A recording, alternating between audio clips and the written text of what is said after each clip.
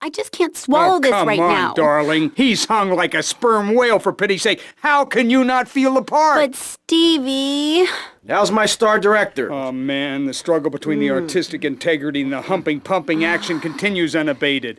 And before you ask, yes, all 4 videos will be released by their... Honey, can you please keep the Andacon in the shot? He costs more per hour than you do. Oh, sorry, Steve. I was thinking, we need some kind of big stunt to really promote the launch. Something that will make a real impact on this city. You got any ideas?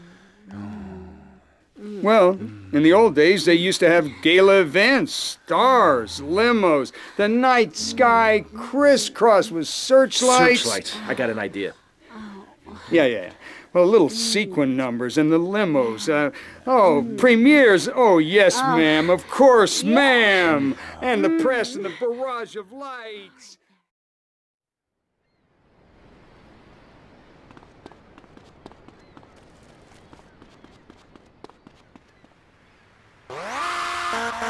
Down here, my friend is digging a big ditch of hope, which will flood into a river of freedom.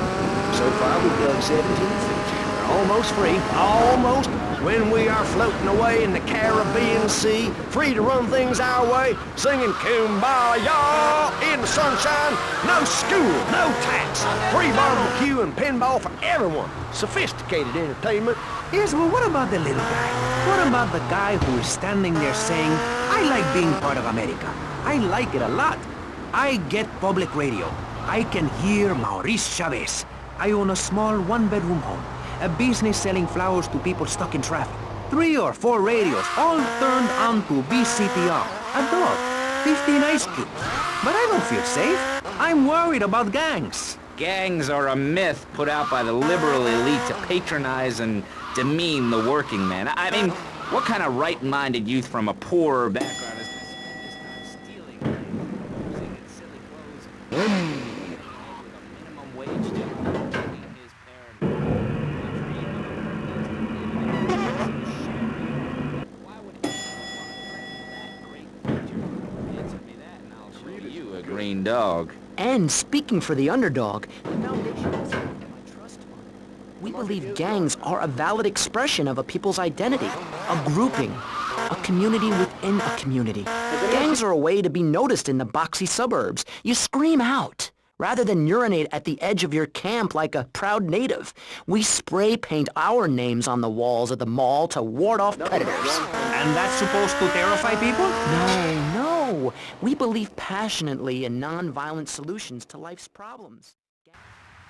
To be inclusionary, we'd award badges to good gangs and give bad gangs a silly hat to wear. It would give people something to feel a part of. Kill with kindness, not a garden tool. Yes, but what about the guy getting beaten up on the street? Or the man having his motorcycle stolen? What about him? Or her. Some of the best bikers are really women. Anyone can join our group. This is about poor people getting together. But your father owns half of Florida. How are you part of the working class? Like I said, possessions are not important at all. I'll pick up a hitchhiker in my convertible any day. The other day I picked up a young woman and we discussed a non-violent solution to war. We called it peace. Your father is a great man. He's done more for the arms trade in this state than anyone else, myself included. And you shame him with this socialist, jiggery, pokery hootenanny. America needs hope, not songs that are supposed to send food to the poor. Songs will get you nowhere. This country needs something to aim for, like being rich and laughing at poor people, or being in government and laughing at the electorate. Now, Mr. Shrub, let's not make this personal. I appreciate your attempt to press the point, but we are here to press the issue. My city is in trouble, and I think we're not really providing any serious solutions. So far, we've got secessionism rearing its ugly head for the first time in a century and a half. We've got ignore it, and we've got give everyone a flower. You're all a little unrealistic, yes? Come on now. Maurice? Not to say over-opinionated and moronic, Mr. Crayshaw, how do we stop people running amok in the city with machine guns and heavy artillery? You've got to give a man a chance. Prisons are overflowing with wasted potential. Make the guilty men innocent once more. Free them from themselves. How? How on earth do you do that?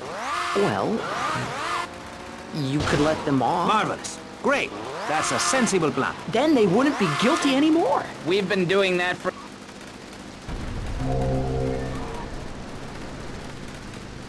We say that for education. But, as in most things, we in government are saving money so that you don't have to. When we spend less money on services, more goes to administration salaries and expenses, which helps make lives a lot less difficult for everybody. It's about sharing. Sharing your taxes out amongst the select few.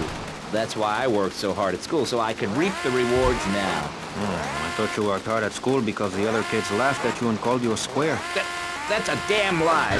They called me wet fart. They called me the Bat because my voice didn't break until I was 19. So, Mr. Shrub, I take it you don't believe in regulation. I believe in giving people a chance, not tying them down with lots of needless regulations. The fact is, business is run by moral people who won't do anything illegal or try to get rich quickly.